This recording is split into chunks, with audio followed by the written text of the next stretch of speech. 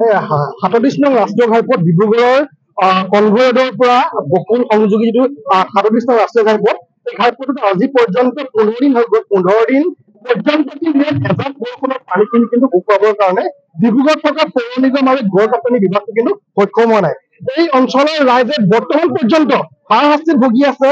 ৰাষ্ট্ৰীয় ঘাইপথৰ কাষত থকা ৰাস্তাসমূহ বৰ্তমান ঘৰসমূহ এতিয়া পানীৰ তলত ডুব গৈ আছে। বৰ্তমান কিন্তু অসম চৰকাৰৰ তৰফৰ পৰা বা গড় কাপ্তানি বিভাগৰ তৰফৰ পৰা বা পৌৰ নিগমৰ তৰফৰ পৰা কোনো ধৰণৰ কিন্তু ব্যৱস্থা লোৱা দেখা যোৱা নাই।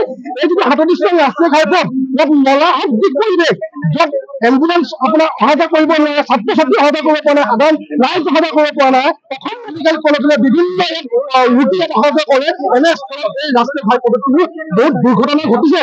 তৎসত্ত্বেও কিন্তু বৰ্তমান পৰ্যন্ত এজাক বৰষুণৰ অকণমান পানী শুকুৱাবৰ কাৰণে ডিব্ৰুগড় পৌৰ নিগম আৰু ডিব্ৰুগড় গড় কাপ্তানি বিভাগ আৰু অসম চৰকাৰ ব্যৰ্থ হৈছে।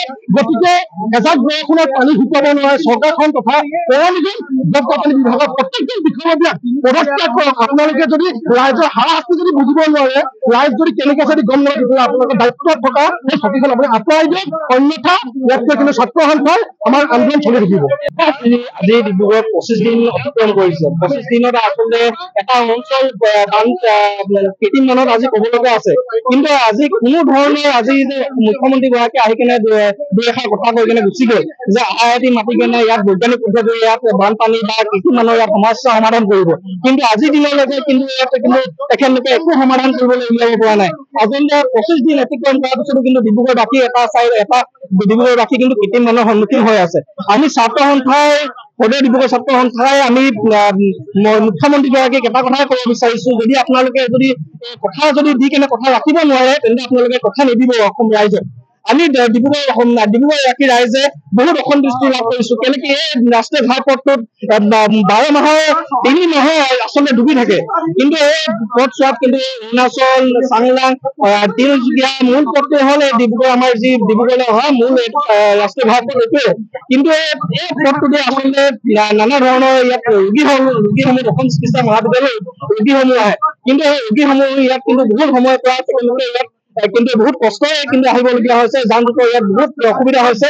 কিন্তু ইয়াত ৰাষ্ট্ৰীয় সমাধান হিচাপে তেখেতলোকে যদি সমাধান যদি উলিয়াব নোৱাৰে, কিন্তু আমি সদৌ ডিব্ৰুগড় ছাত্ৰ সন্থাই ডিব্ৰুগড়বাসী ৰাইজে ইয়াতকৈ কিন্তু আন্দোলন কিন্তু ইয়াতকৈ ভয়ংকৰ গঢ়ি তুলিম বুলি আমি কিন্তু ইয়াত আপোনাৰ মুখ্যমন্ত্ৰী গৰাকীক আমি সকীয়াই দিছো। আচলতে এয়া মানে পৌৰ নিগমৰ আচলতে এটা উপঙা স্বৰূপ। আচলতে পৌৰ নিগমে কিবা এটা কৰিব লাগে বুলি কেনে কিবা এটা কাম কৰি আছে। আজি আমাৰ মাননীয় যিগৰাকী বিধায়ক, এই বিধায়ক গৰাকীয়ে নানা ধৰণৰ কথা তেখেতলোকে উপলুঙা কৰি কেনে ডিব্ৰুগড়বাসী ৰাইজক কথা কয়। কিন্তু আমি দেখিবলৈ পালো যে কেইদিনমানৰ সময়ত ডিব্ৰুগড় পৌৰ নিগমে কি কৰিছে, কেনেকৈ এখন গাড়ীৰে নি কেনে বানপানী সিঁচি কেনে তেখেতলোকে এটা ড্ৰেইনত তেখেতলোকে পেলাইছে। কিন্তু এইটো ডিব্ৰুগড়বাসী ৰাইজে দেখি আছে কেনেকুৱা ধৰণৰ আচলতে পৌৰ নিগমে কাম কৰিছে, গড় কাপ্তানি বিভাগে কেনেধৰণৰ কাম কৰিছে। তেখেতলোকৰ নিজৰ মাজত আচলতে মিলাপ্ৰীতি নাই, গড় কাপ্তানি বিভাগ আৰু পৌৰ নিগমৰ মাজত মিলাপ্ৰীতি নাই। তাৰ কাৰণে আচলতে ডিব্ৰুগড়বাসী ৰাইজে আজি পানীত হাবাথুৰি খাই দিবলগীয়া অৱস্থা হৈছে। ইয়াত দুৰ্ভাগ্যজনক কথা নাই।